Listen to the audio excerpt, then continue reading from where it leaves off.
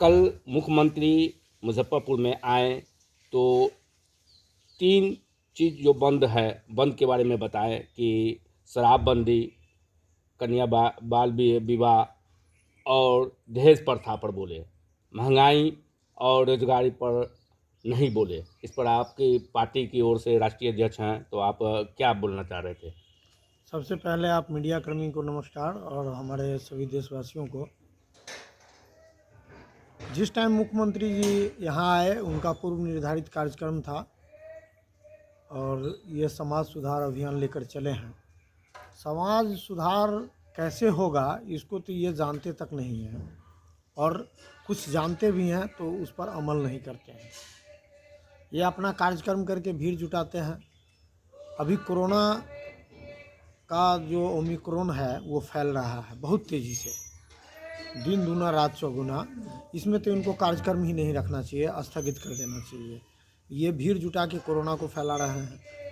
दूसरी बात है कि ये मुजफ्फरपुर में आए, इतना बड़ा बेला में घटना हुआ जहां बेरोजगारों को रोजगार मिलता है, उस पर न तो एक शब्द ये बोले, चूँकि इनको रोजगार से कोई मतलब नहीं है, और ना ही वहाँ जाके निरीक्षण किए, किसी परिवार से मिले, ना अस्पताल में गए कि उनके परिवारजन को इसका लाभ मिल रहा है कि नहीं मिल रहा है, उनका इलाज हो रहा है कि नहीं हो रहा है। तो राजा तो निरंकुश हो गया है, ये अपना धुन में नीर बजाते हैं।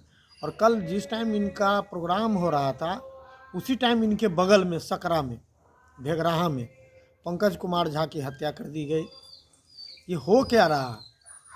कैसा इनका पुलिस प्रशासन है या इनका प्रशासनिक व्यवस्था है कि ये मुजफ्फरपुर में है, वहाँ हत्या होता है और इनको खबर तक नहीं होता है। सारे पुलिस महकमे से लेकर सारे प्रशासन के लोग मुजफ्फरपुर में थे और पंकज कुमार झा की हत्या हो जाती है। उस पर भी मुख्यमंत्री कुछ नहीं, जानकारी होते हुए भी ये चुप रह गए और कुछ नहीं बोले। तो अब जो शासक है वो निरंकुश है। ये लोग तो केवल जात जात लड़ाते हैं, हिंदू मुस्लिम लड़ाते हैं।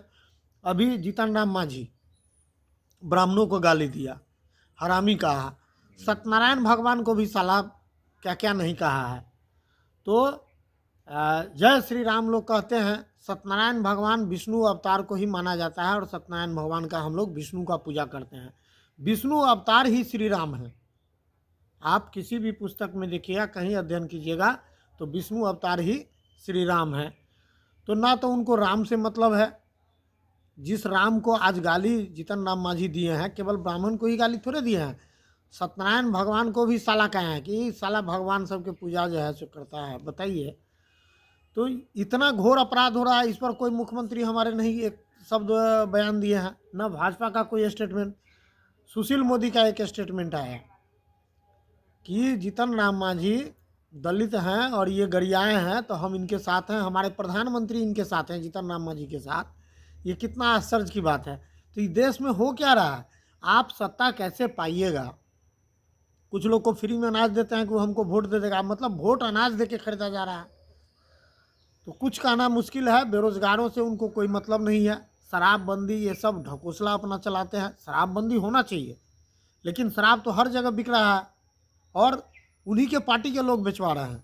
रामसूरत राय के यहाँ छापामारी हुआ और रामसूरत राय का भाई उसके मकान में पकड़ाया, डायरेक्ट चैलेंज कर दिया कि गांधी मैदान में फरिया लेंगे। प्रशासन उस पर क्या किया?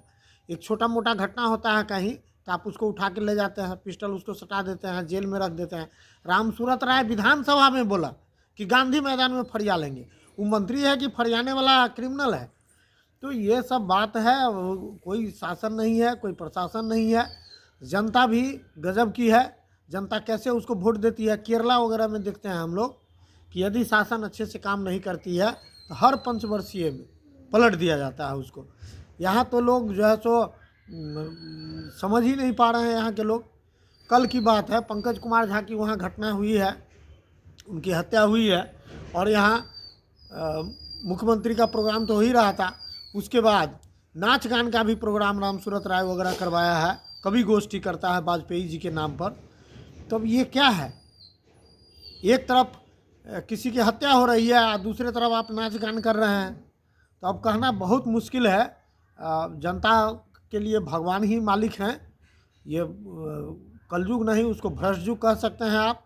आज का नेता गार्जियन होता है, मुख्यमंत्री गार्जियन है राज्य का, और मुख्यमंत्री के मुजफ्फरपुर रहते इतना घटना सब हुआ है, तो हम तो दुख प्रकट करते हैं, लेकिन हम लोग शक्तिमान नहीं है, हम कुछ कर नहीं पा रहे हैं। हमारी लालसा है, हमारी इच्छा शक्ति है कि हम जनता के लिए कुछ काम करें। अब जनता को ही जागना होगा, जनता को ही आगे आना होगा। धन्यवाद इन्हीं बातों के साथ यू- आप सबों को।